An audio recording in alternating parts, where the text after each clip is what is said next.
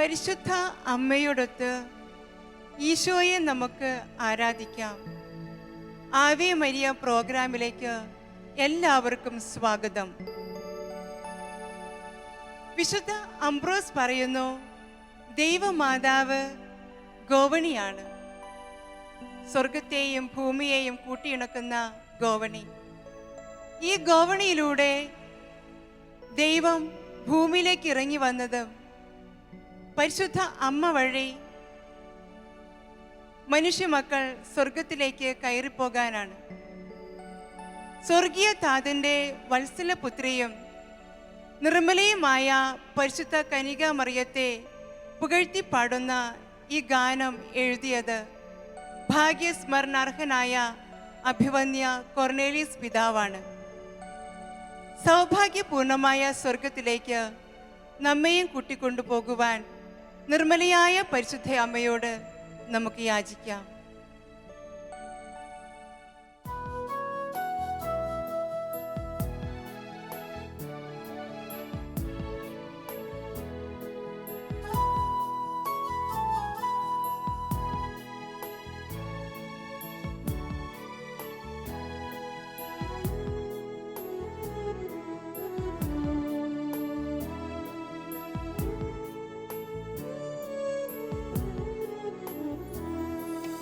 സ്വർഗീയതാതൻ തൻ വത്സലപുത്രിനെ നന്മ നിറഞ്ഞോരു കന്യാരത്നം ഉത്ഭവ പാപത്തിൻ കറതെല്ലുമീശാത്ത നിർമ്മലേ എന്നെന്നും നിർമ്മലേ നീ. സ്വർഗീയതാതൻ തൻ വത്സലപുത്രിനെ നന്മ നിറഞ്ഞോരു കന്യാരത്നം ഉത്ഭവ പാപത്തിൻ കറതെല്ലുമീശാത്ത നിർമ്മലേ എന്നെന്നും നിർമ്മലേ നീ.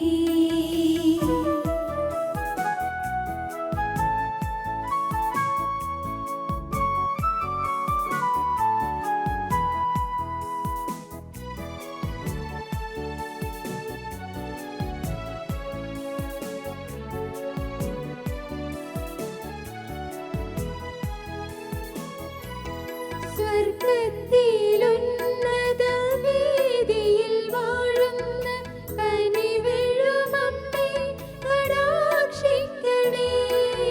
സ്വർഗത്തിലുന്നത വേദിയിൽ വാഴുന്ന കനിവെഴുമമ്മേ കടാക്ഷിക്കണേ. ജീവിത ദുഃഖത്തിൻ സാഗരം നീന്തുന്ന മക്കളിൽ ആശ്വാസം നൽകിടണേ. ജീവിത ദുഃഖത്തിൻ സാഗരം നീന്തുന്ന മക്കളിൽ ആശ്വാസം നൽകിടണേ. സ്വർഗീയതാതൻ തൻ വത്സലപുത്രിനെ നന്മ നിറഞ്ഞോരു കന്യാരത്നം ഉത്ഭവ പാപത്തിൻ കറതെല്ലുമീശാത്ത നിർമ്മലേ എന്നെന്നും നിർമ്മലേ നീ.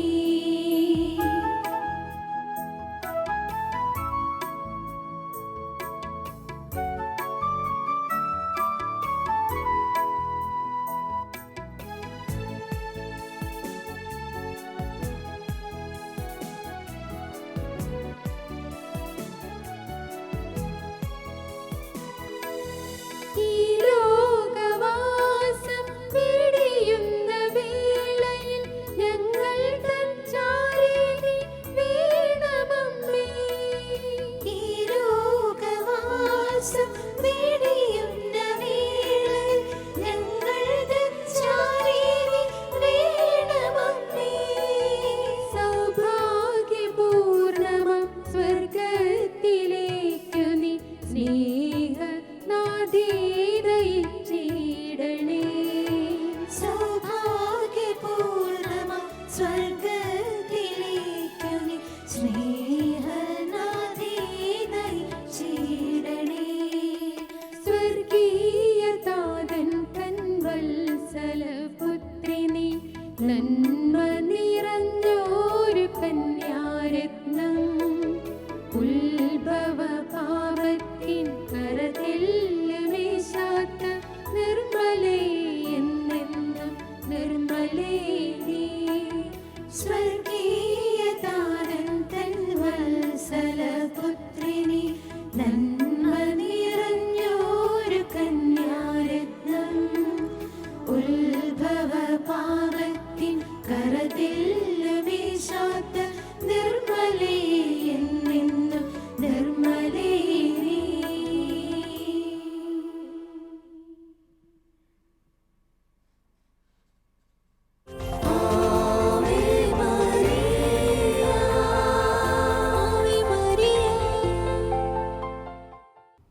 മറിയമേ എൻ തായ് കനിയേണമേ, നിൽക്കുമിദാസരെ നയിക്കണമേ. കുരിശിൻ ചുവട്ടിലെ യാഗബലി അർപ്പിക്കാൻ എന്നെ നീ പഠിപ്പിക്കണേ. ഈശോയിൽ ഒത്തിരി സ്നേഹമുള്ള പ്രിയ സഹോദരങ്ങളെ, പരിശുദ്ധ അമ്മയുടെ മാധ്യസ്ഥ്യവും കൃപയും നിങ്ങൾക്ക് എല്ലാവർക്കും ഉണ്ടാകട്ടെ എന്ന് പ്രത്യേകമായി പ്രാർത്ഥിക്കുന്നു. കുരിശിൻ ചുവട്ടിൽ നിന്ന മറിയത്തിൻ്റെ മാതൃക അവൾ നമ്മളെയും പഠിപ്പിക്കട്ടെ എന്ന് പ്രത്യേകം പ്രാർത്ഥിക്കുന്നു. കാൽവരി കുരിശിലെ തിരുരക്തത്തിൻ്റെ സംരക്ഷണവും പരിശുദ്ധ അമ്മയുടെ മാധ്യസ്ഥ്യവും ഈ നിമിഷം നമുക്കെല്ലാവർക്കും ഉണ്ടാകട്ടെ എന്ന് പ്രത്യേകമായിട്ട് ആശംസിക്കുകയും ചെയ്യുന്നു. ലൂക്കായുടെ സുവിശേഷം 1-ാം അധ്യായം 38-ാം വാക്യം. ഇതാ ഞാൻ കർത്താവിൻ്റെ ദാസി, നിൻ്റെ വാക്ക് എന്നിൽ നിറവേറട്ടെ. ഇതാ ഞാൻ കർത്താവിൻ്റെ ദാസി, നിൻ്റെ വാക്ക് എന്നിൽ നിറവേറട്ടെ. പ്രിയ സഹോദരങ്ങളെ, ഇതാ ഞാൻ കർത്താവിൻ്റെ ദാസി, നിൻ്റെ വാക്ക് എന്നിൽ നിറവേറട്ടെ എന്ന് മറിയം പറഞ്ഞപ്പോൾ സത്യത്തിൽ അവിടെ ഒരു ഉപേക്ഷിക്കലാണ് നടക്കുന്നത്, ത്യജിക്കലാണ് നടക്കുന്നത്. ഇനി എന്താണ് ഈ ഉപേക്ഷിക്കൽ അല്ലെങ്കിൽ എന്താണ് ഈ ത്യജിക്കൽ എന്ന് നമുക്ക് ചിന്തിച്ചു നോക്കാം. ദൈവസന്നിധിയിൽ ഗബ്രിയേൽ ദൂതൻ്റെ മുന്നിൽ അവൾ തന്നെ സമർപ്പിച്ചപ്പോൾ ഇതാ ഞാൻ കർത്താവിൻ്റെ ദാസി എന്ന് പറഞ്ഞപ്പോൾ സത്യത്തിൽ അവളെ തന്നെ അവളുടെ അഹത്തെ, അവൾ ആയിരിക്കുന്ന ഇടത്തെ പൂർണ്ണമായിട്ടും ഉപേക്ഷിക്കുകയാണ് ചെയ്തത്. എന്നിട്ട് തന്നെ പൂർണ്ണമായിട്ടും ദൈവസന്നിധിയിൽ സമർപ്പിച്ചു. ദൈവം ആഗ്രഹിക്കുന്ന രീതിയിൽ സ്വന്തം ജീവിതത്തെ പൂർണ്ണമായിട്ടും അവൾ കൊടുത്തു. ഇതിന് ഏറ്റവും നല്ല ഉദാഹരണം വചനത്തിൽ തന്നെ നമുക്ക് കാണുവാൻ സാധിക്കും. ഈശോ പറയുന്നുണ്ട്, ഗോതമ്പ് മണി നിലത്ത് വീണ് അഴിയുന്നില്ലെങ്കിൽ, ഗോതമ്പ് മണി നിലത്ത് വീണ് അഴിയുന്നില്ലെങ്കിൽ അത് അതേപടി തന്നെ കിടക്കും. എന്നാൽ അഴിയുന്നെങ്കിലോ അത് 100 മേനിയും 60 മേനിയും 80 മേനിയും ഫലം പുറപ്പെടുവിക്കുന്നു. പ്രിയ സഹോദരങ്ങളെ, മറിയമാകുന്ന ഗോതമ്പ് മണി നിലത്ത് വീണ് അഴിഞ്ഞപ്പോഴാണ് അവിടെ ദൈവവചനമാകുന്ന ആ വിത്തിന് മാംസം രൂപം ലഭിച്ചത്. നമ്മുടെ ജീവിതത്തിൽ നമ്മളെ തന്നെ സമർപ്പിക്കുമ്പോൾ, നമ്മൾ ദൈവസന്നിധിയിൽ പൂർണ്ണമായിട്ടും കൈയാളിക്കുമ്പോൾ, അതായത് ഞാൻ ഈ ഉപേക്ഷിക്കൽ പ്രക്രിയയിലൂടെ കടന്നു പോകുമ്പോൾ സത്യത്തിൽ അവിടെ എൻ്റെ ജീവിതത്തിലും വചനം മാംസമായി മാറുകയാണ്. എൻ്റെ ജീവിതം അല്ലെങ്കിൽ ഞാൻ മറ്റൊരു ക്രിസ്തുവായി മാറുകയാണ്. മറിയം തന്നെ ഉപേക്ഷിച്ചപ്പോൾ, തൻ്റെ ആഗ്രഹങ്ങളെ ത്യജിച്ചപ്പോൾ, തന്നെ പൂർണ്ണമായിട്ടും ദൈവസന്നിധിയിൽ സമർപ്പിച്ചപ്പോൾ അവൾ അവിടെ സഹരക്ഷകയായി മാറുകയാണ്. കുരിശിൻ ചുവട്ടിലെ യാഗബലിയിൽ അവൾ പങ്കു ചേരുകയാണ്. ഞാനും എന്നെ തന്നെ ഉപേക്ഷിക്കുമ്പോൾ സത്യത്തിൽ ഞാനും കുരിശിൻ ചുവട്ടിലെ യാഗത്തിൽ പൂർണ്ണമായിട്ടും എന്നെ തന്നെ കൊടുക്കുകയാണ്, സമർപ്പിക്കുകയാണ് ചെയ്യുന്നത്. ഈ ഉപേക്ഷിക്കലിൻ്റെ മറ്റൊരു വാക്ക് ആണെന്ന് പറയാൻ വേണമെങ്കിൽ നമുക്ക് ഈ സമർപ്പിക്കൽ എന്നത്, ഈ സമർപ്പണം പൂർണ്ണമായിട്ടും നടക്കട്ടെ. ഞാൻ എപ്പോൾ എന്നെ തന്നെ സമർപ്പിക്കുന്നുവോ, ഞാൻ എപ്പോൾ എന്നെ തന്നെ കൊടുക്കുന്നുവോ, സത്യത്തിൽ ഞാൻ എന്തൊക്കെയോ പിന്നിൽ ഉപേക്ഷിച്ചിട്ടാണ് എന്നെ തന്നെ ദൈവത്തിന് കൊടുക്കുന്നത്. ഇനിയും എന്തൊക്കെയാണ് ഞാൻ ഉപേക്ഷിക്കേണ്ടത്? ഈ ഉപേക്ഷിക്കലിൻ്റെ തലങ്ങൾ ഏതൊക്കെയാണ്? അതൊന്നൊക്കെ ധ്യാനിച്ചു നോക്കാം. ഉപേക്ഷിക്കലിൻ്റെ 1-ാമത്തെ തലമാണ് എൻ്റെ അഹത്തെ ഞാൻ ഉപേക്ഷിക്കണം. എൻ്റെ അഹത്തെ, എൻ്റെ സ്വാർത്ഥത്തെ ഞാൻ ഉപേക്ഷിക്കണം. സത്യത്തിൽ എല്ലാ പാപങ്ങൾക്കും എല്ലാ തിന്മകൾക്കും അടിസ്ഥാനമായി കിടക്കുന്ന രണ്ട് കാര്യങ്ങളാണ് ഈ അഹം അല്ലെങ്കിൽ സ്വാർത്ഥം. 10 പ്രമാണങ്ങൾ എടുത്ത് നോക്കുകയാണെങ്കിൽ ഈ 10 പ്രമാണങ്ങളുടെയും ലംഘനം വഴി ഉണ്ടാകുന്ന പാപത്തിന് അടിസ്ഥാനം കിടക്കുന്നത് ഒരുപക്ഷെ ഈ അഹം അല്ലെങ്കിൽ സ്വാർത്ഥം തന്നെയാണ്. അതെ, ഈ അഹം സ്വാർത്ഥം തന്നെയാണ്. എന്ന് വെച്ച് കഴിഞ്ഞാൽ കൊല്ലരുത്. ഞാൻ എപ്പോഴാണ് ആരെങ്കിലും കൊല്ലുന്നത്? എൻ്റെ സ്വാർത്ഥത്തിന്, എൻ്റെ അഹത്തിന് വേണ്ടിയായിരിക്കും. എപ്പോഴാണ് ഞാൻ കള്ളം പറയുന്നത്? എൻ്റെ സ്വാർത്ഥ താല്പര്യങ്ങൾക്ക് വേണ്ടിയായിരിക്കും. എപ്പോഴാണ് ഞാൻ വ്യഭിചാരത്തിന് പോകുന്നത്? എൻ്റെ ശരീരത്തിൻ്റെ സുഖം തേടി പോകുമ്പോഴാണ്. എൻ്റെ സ്വാർത്ഥം എൻ്റെ അഹത്തെ ആ ദാഹത്തെ മാറ്റാൻ വേണ്ടിയാണ്. എപ്പോഴാണ് ഞാൻ മറ്റുള്ള വസ്തുക്കൾ, വ്യക്തികളെ ഞാൻ മോഹിക്കുന്നത്? അവിടെയും എൻ്റെ സ്വാർത്ഥം, എൻ്റെ അഹമാണ് കിടക്കുന്നത്. എല്ലാ തിന്മകൾക്കും അടിസ്ഥാനം കിടക്കുന്ന ഈ അഹത്തെ, ഈ സ്വാർത്ഥത്തെ ഞാൻ എന്നും നശിപ്പിക്കുന്നുവോ അന്ന് എനിക്ക് വിശുദ്ധിയിലേക്ക് നടക്കാൻ സാധിക്കും. 1-ാമത്തെ ഉപേക്ഷിക്കൽ ഇവിടെയാണ് നടക്കേണ്ടത്. എൻ്റെ അഹത്തെ, എൻ്റെ സ്വാർത്ഥത്തെ ഞാൻ ഉപേക്ഷിക്കണം. ഇനി 2-ാമത്തെ തലമാണ് ഞാൻ എൻ്റെ ജഡത്തെ ഉപേക്ഷിക്കണം. എന്താണ് ജഡത്തിൻ്റെ പ്രത്യേകത? ജഡത്തെ ഉപേക്ഷിക്കുക എന്ന് വെച്ച് കഴിഞ്ഞാൽ ശരീരത്തിൻ്റെ പ്രവണതകളെ ഉപേക്ഷിക്കുക എന്നതാണ്. പ്രത്യേകിച്ച് നമ്മൾ ജീവിക്കുന്ന ഈ ആധുനിക കാലഘട്ടം, ഈ കാലഘട്ടത്തിൻ്റെ ഏറ്റവും വലിയ പ്രത്യേകതയാണ് ജഡത്തെ ഏറ്റവും മുന്നിലേക്ക് എടുത്തു വച്ചിരിക്കുകയാണ്. ശരീരത്തിൻ്റെ സുഖങ്ങളെ, ശരീരത്തിൻ്റെ പ്രവണതകളെ എല്ലാം ഏറ്റവും കൂടുതൽ ആ ദാഹത്തെ മാറ്റാനുള്ള എല്ലാ കാര്യങ്ങളും നമുക്ക് തരുന്ന ഒരു പ്രക്രിയയാണ് ഈ ലോകം കാണിച്ചിരുന്നത്.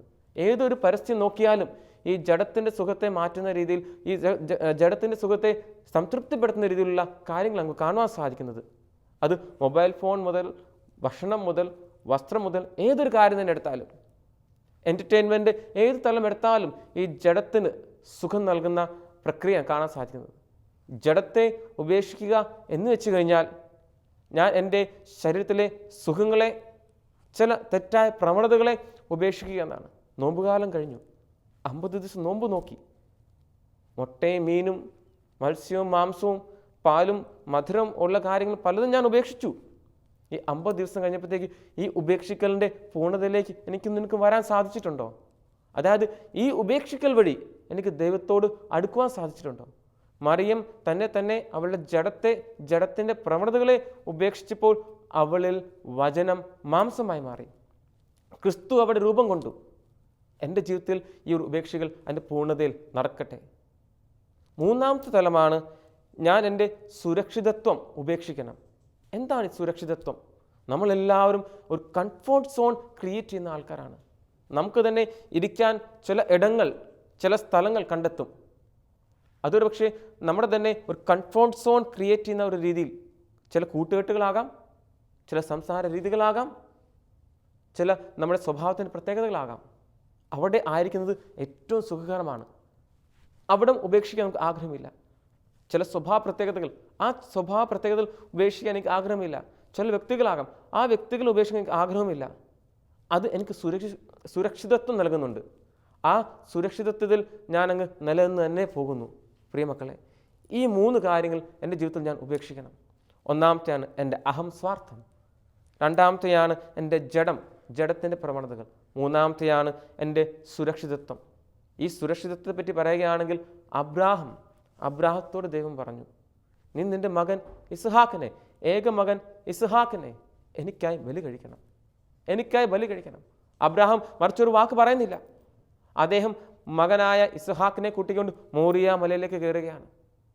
മലമുകളിൽ ചെന്നിട്ട് മകനെ അവിടെ ബലിയായി നൽകുകയാണ്. സത്യത്തിൽ അബ്രാഹത്തിൻ്റെ ഈ കാഴ്ചപ്പാടാണ് അവനെ വിശ്വാസികളുടെ പിതാവാക്കി ഉയർത്തിയത്. ഈ ഇസ്ഹാക്ക് എന്ന വ്യക്തി അവൻ്റെ ഭാവി സുരക്ഷിതത്വമാണ്. അടുത്ത തലമുറയെ വാർത്തെടുക്കുന്ന അബ്രാഹത്തിൻ്റെ പേര് ഈ ഭൂമിയിൽ നിലനിർത്തുന്ന സന്തതിയാണ്. ഈ സന്തതിയെ, ഈ സുരക്ഷിതത്വത്തെ എപ്പോൾ അബ്രാഹാം ഉപേക്ഷിക്കാൻ തീരുമാനിച്ചോ അവിടെ അവൻ വിശ്വാസികളുടെ പിതാവായി ഉയർത്തപ്പെടുകയാണ്. ഇതേ ഒരു തലമാണ് മറിയത്തിൽ നമുക്ക് കാണുവാൻ സാധിക്കുന്നത്. ഈ ഉപേക്ഷിക്കൽ മറിയത്തിൻ്റെ ജീവിതത്തിൽ നടക്കുമ്പോൾ അവളിലും ഇതേ ഒരു വ്യത്യാസം നമുക്ക് കാണുവാൻ സാധിക്കും. ഇനി ഈ ഉപേക്ഷിക്കൽ നിന്ന് എന്നെ തടസ്സപ്പെടുത്തുന്ന ചില കാര്യങ്ങളുണ്ട്. അതെന്താണ്? ഞാനൊരു കുട്ടനാടുകാരനാണ്. കുട്ടനാട്ടിൽ ഒത്തിരി വെള്ളമുണ്ട്, വെള്ളക്കുഴിയാന്നൊക്കെ എല്ലാവരും പറയാറുണ്ട്. കഴിഞ്ഞ വെള്ളപ്പൊക്കത്തിൽ മുഴുവൻ വെള്ളമായിരുന്നു, എല്ലായിടങ്ങളിലും വെള്ളമായിരുന്നു. വെള്ളത്തിൽ കിടക്കുന്ന ഒരു സംഗതിയാണ് വള്ളം എപ്പോഴും കരയിൽ ഏതെങ്കിലും കുറ്റിയോടോ മരത്തോടോ കെട്ടിയിടാറുണ്ട്, അല്ലെങ്കിൽ അത് ഒഴുകിപ്പോകും. എപ്പോൾ ഈ വള്ളത്തിലേക്ക് ഒരാൾ കയറുന്നുവോ കൈകളിൽ തുഴ കാണും. തുഴയായിട്ട് ഈ വള്ളത്തിൽ കയറി വന്ന ശേഷം ആദ്യം ഇയാൾ ചെയ്യുന്നത് കെട്ടഴിച്ച് മാറ്റിയിട്ടാണ് ഇദ്ദേഹം വള്ളം തുഴയുന്നത്. പക്ഷേ ഇന്ന് നമ്മൾ ചുറ്റും കാണുന്ന പ്രവണത എന്ന് പറയുമ്പോഴത്തേക്ക് പലരും കെട്ടഴിക്കാൻ മറന്നു പോകുന്നു. പലരും കെട്ടുകൾ അഴിക്കാൻ മറന്നു പോകുന്നു. ഈ കെട്ടുകൾ അഴിക്കാൻ സാധിക്കാത്തത് കൊണ്ടാണ് പലർക്കും പ്രാർത്ഥന വിരക്തമായി തീരുന്നത്. പ്രാർത്ഥനയിൽ സംതൃപ്തി കണ്ടെത്താൻ സാധിക്കാത്തത്. ധ്യാന കേന്ദ്രങ്ങൾ തോറും നടന്നിട്ടും, തീർത്ഥാടന കേന്ദ്രങ്ങൾ തോറും നടന്നിട്ടും സംതൃപ്തി കണ്ടെത്താൻ സാധിക്കാത്തത്. ഈ കെട്ടുകൾ ഇപ്പോഴും കിടക്കുകയാണ് ചിലയിടങ്ങളിൽ. ആദ്യം ഞാൻ ചെയ്യേണ്ടത് ഈ കെട്ടഴിച്ചു വിടണം. ഈ കെട്ടഴിച്ചു വിടാതെ ഞാൻ തുഴഞ്ഞുകൊണ്ടിരുന്നു കഴിഞ്ഞാൽ ഇതുപോലെ തുഴഞ്ഞുകൊണ്ടിരിക്കും, രാപ്പകൽ തുഴഞ്ഞുകൊണ്ടിരിക്കും. എന്നാൽ വള്ളം എവിടെ കിടക്കുന്നുവോ അവിടെ തന്നെ കിടക്കും. ഇനിയും വേറെ ചില കൂട്ടരുണ്ട്. അവർ ഈ കെട്ടിൻ്റെ നീളം കൂട്ടിയിടും, എന്നാൽ കെട്ടഴിക്കത്തില്ല. അവർ തുഴഞ്ഞുകൊണ്ടിരിക്കും. തുഴഞ്ഞ് അല്പം മുന്നിലേക്ക് വള്ളം നീങ്ങും. കുറേ കഴിയുമ്പോഴത്തേക്ക് വള്ളം നിൽക്കും. നിന്ന് കഴിയുമ്പോഴത്തേക്ക് വീണ്ടും എവിടെ നിന്ന് ആരംഭിച്ചോ അങ്ങോട്ട് ഇവർ തിരികെ പോകും. ഇത് തന്നെയല്ലേ ധ്യാന കേന്ദ്രത്തിൽ പോയി ധ്യാനിച്ച് തിരിച്ചു വന്ന് 1 ആഴ്ച 2 ആഴ്ച 3 ആഴ്ചത്തേക്ക് ചൈതന്യം നിലനിൽക്കുന്നു. 3 അല്ലെങ്കിൽ 4 ആഴ്ചത്തേക്ക് മദ്യത്തെ ഞാൻ ഉപേക്ഷിക്കുന്നു, ജഡത്തിൻ്റെ പ്രവണതകളെ പാപത്തെ ഞാൻ ഉപേക്ഷിക്കുന്നു. എന്നാൽ അതിനുശേഷം പിന്നെ എന്താ സംഭവിക്കുന്നത്? വീണ്ടും പഴയ പാപത്തിലേക്ക് പഴയ വ്യക്തിയിലേക്ക് തിരികെ പോകുന്നു. അവിടെ കാരണം ഞാൻ എൻ്റെ ജഡത്തെ അല്ലെങ്കിൽ ഞാൻ കെട്ടിനെ അവിടെ ഉപേക്ഷിക്കുന്നില്ല, ആ കെട്ടുകൾ ഞാൻ അഴിച്ചു മാറ്റുന്നില്ല. പ്രിയ മക്കളെ, കെട്ടുകളെ അഴിച്ചു മാറ്റുക. കെട്ടുകൾ അഴിച്ചു മാറ്റുമ്പോൾ നിനക്കും മുന്നോട്ട് ചെല്ലാൻ സാധിക്കും. കെട്ടഴിച്ചു മാറ്റിയാൽ മാത്രം പോരാ, ആ വള്ളത്തിൽ അമരക്കാരനായിട്ട് കർത്താവിനെ പ്രതിഷ്ഠിക്കുക. അപ്പോൾ നിൻ്റെ ജീവിതമാവുന്ന തോണി മുന്നോട്ട് നീങ്ങും, അതിന് ലക്ഷ്യസ്ഥാനം കണ്ടെത്തുവാൻ സാധിക്കും. വിശുദ്ധിയുടെ കൃപയുടെ നിമിഷങ്ങളായി ആ ഒരു സമയം തീരുകയും ചെയ്യും. ഇന്ന് മറിയം നമ്മളെ പഠിപ്പിച്ചത് ഇത് തന്നെയാണ്. നീ നിൻ്റെ ജീവിതത്തിൽ ചില കാര്യങ്ങൾ ഉപേക്ഷിക്കണം. നീ നിൻ്റെ ജീവിതത്തിൽ ചില കെട്ടുകൾ അഴിച്ചു മാറ്റണം. അപ്പോൾ നിൻ്റെ വ്യക്തിപരമായ ജീവിതത്തിൽ, നിൻ്റെ കുടുംബത്തിൽ, നിൻ്റെ ബന്ധങ്ങളിൽ നിനക്ക് കൃപ കണ്ടെത്താൻ സാധിക്കും, മഹത്വം കണ്ടെത്താൻ സാധിക്കും. അല്ലാത്ത പക്ഷം നീ കുരിശിൻ ചുവട്ടിൽ നിൽക്കും, അസ്വസ്ഥതകളോട് കൂടി മാത്രം. കുരിശിൻ ചുവട്ടിൽ മറിയം ഉണ്ടായിരുന്നു. മറിയത്തോട് ചേർന്ന് തന്നെ വേറെ ഒത്തിരി ആൾക്കാർ കുരിശിൻ ചുവട്ടിൽ നിൽപ്പുണ്ടായിരുന്നു. എന്നാൽ മറിയം മാത്രമാണ് ആ യാഗത്തിൽ പങ്കുചേർന്നത്. ബാക്കി എല്ലാവരും കാഴ്ചക്കാർ മാത്രമായിരുന്നു.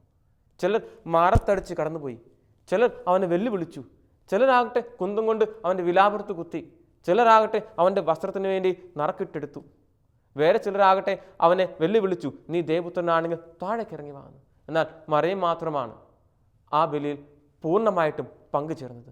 പ്രിയ സഹോദരങ്ങളെ, ബലി കാണാൻ വന്നവരല്ല നമ്മൾ, ബലിയിൽ പങ്കുചേരാൻ വന്നവരാണ്. ബലിയിൽ ഞാനും നിനക്കും പങ്കുചേരണമെങ്കിൽ, നമ്മൾക്ക് ബലിയിൽ പൂർണ്ണതയിൽ പങ്കുചേരണമെങ്കിൽ നമ്മൾ ചെയ്യേണ്ട ഒരേ ഒരു കാര്യമാണ് ഉപേക്ഷിക്കൽ. ചില കെട്ടുകൾ അഴിച്ചു മാറ്റാൻ സാധിക്കട്ടെ എന്ന് പ്രത്യേകമായി അച്ഛൻ പ്രാർത്ഥിക്കുന്നു, ആശംസിക്കുന്നു. ദൈവത്തിൻ്റെ കൃപയും അനുഗ്രഹവും പരിശുദ്ധമ്മയുടെ മാധ്യസ്ഥ്യം എപ്പോഴും നിങ്ങളുടെ കൂടെ ഉണ്ടായിരിക്കട്ടെ എന്ന് പ്രാർത്ഥിക്കുന്നു. ദൈവം നിങ്ങളെ സമർത്ഥമായി അനുഗ്രഹിക്കട്ടെ.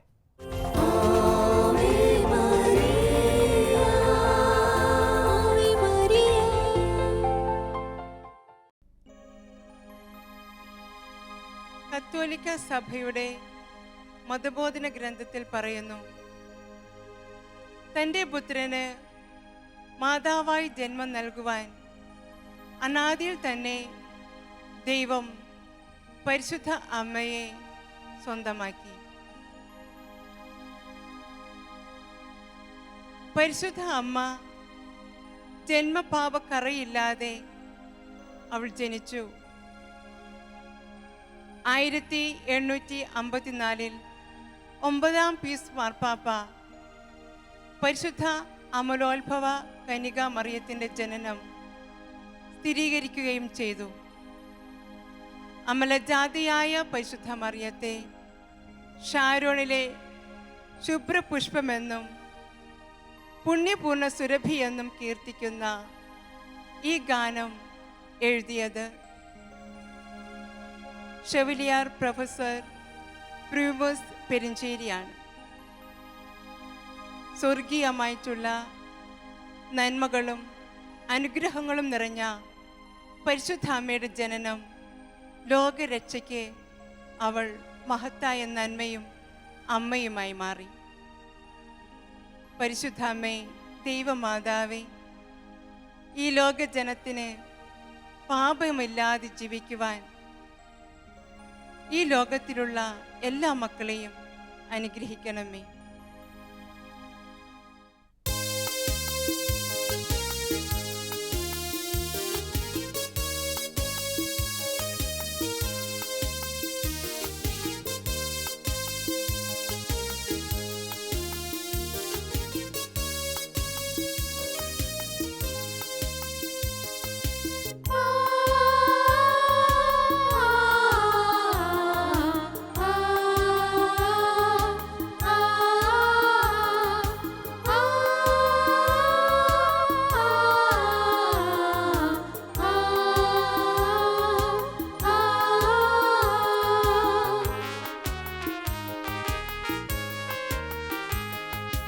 അമലജാതയായ നിത്യകന്യയംബികേ, അഖില ലോകവന്യയായ രാജകന്യകേ, അരുമ മക്കളായ ഞങ്ങളിന്നിതാ അഭയപാദ തേടി വന്നു സന്നിധി. അമലജാതയായ നിത്യകന്യയംബികേ, അഖില ലോകവന്യയായ രാജകന്യകേ, അരുമ മക്കളായ ഞങ്ങളിന്നിതാ അഭയപാദ തേടി വന്നു സന്നിധി. ദയാലുവാമമ്മനി കൃപാലുനാഥയാളുനി, നിരന്തരം വരം തരും വരന്റെ മാതയാളുനി. ദയാലുവാമമ്മനി കൃപാലുനാഥയാളുനി, നിരന്തരം വരം തരും വരന്റെ മാതയാളുനി.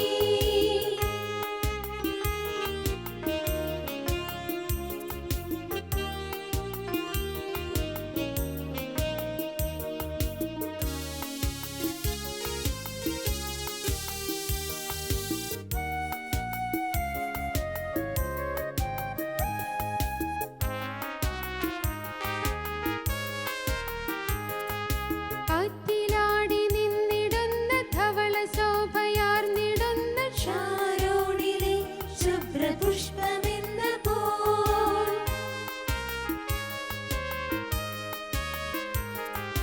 കാറ്റിലാടി നിന്നിടുന്ന ധവള ശോഭയാർന്നിടുന്ന ഷാരോണിലെ ശുഭ്രപുഷ്പമെന്ന പോൽ. കുഞ്ഞുനാളു തൊട്ടു നിന്റെ സൗമ്യ ശുദ്ധത മാലാഖമാർ പാടി വാഴ്ത്തി സന്തതം. ദയാലുവാമമ്മനി കൃപാലുനാഥയാളുനി, നിരന്തരം വരം തരും വരന്റെ മാതയാളുനി. ദയാലുവാമമ്മനി കൃപാലുനാഥയാളുനി, നിരന്തരം വരം തരും വരന്റെ മാതയാളുനി.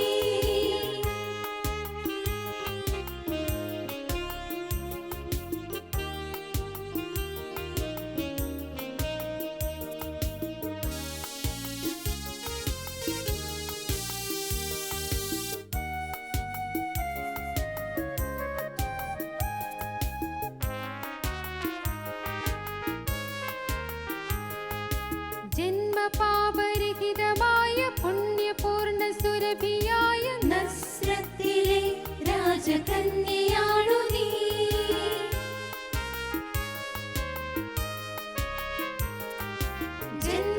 ജന്മപാപരഹിതമായ പുണ്യപൂർണ്ണ സുരഭിയായ നസ്രത്തിലെ രാജകന്യയാണു നീ.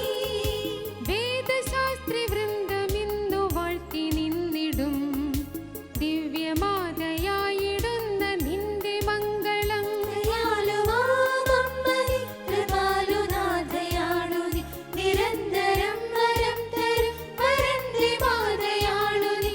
ദയാലുവാമമ്മനി കൃപാലുനാഥയാണു നീ, നിരന്തരം വരം തരും വരന്റെ മാതയാണു നീ.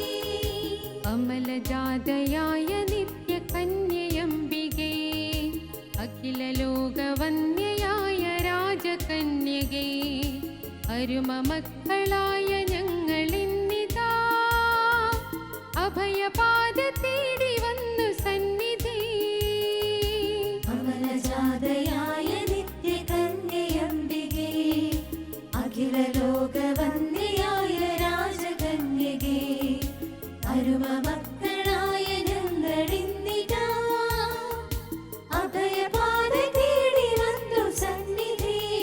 ദയാലുവാമമ്മനി കൃപാലുനാഥയാണു നീ, നിരന്തരം വരം തരും വരന്റെ മാതയാണു നീ. ദയാലുവാമമ്മനി കൃപാലുനാഥയാണു നീ, നിരന്തരം വരം തരും വരന്റെ മാതയാണു നീ. ജന്മപാപമില്ലാതെ ജനിച്ച അമ്മേ, ലോകമക്കളുടെ പാപാവസ്ഥയിൽ നിന്നും രക്ഷിക്കണമേ.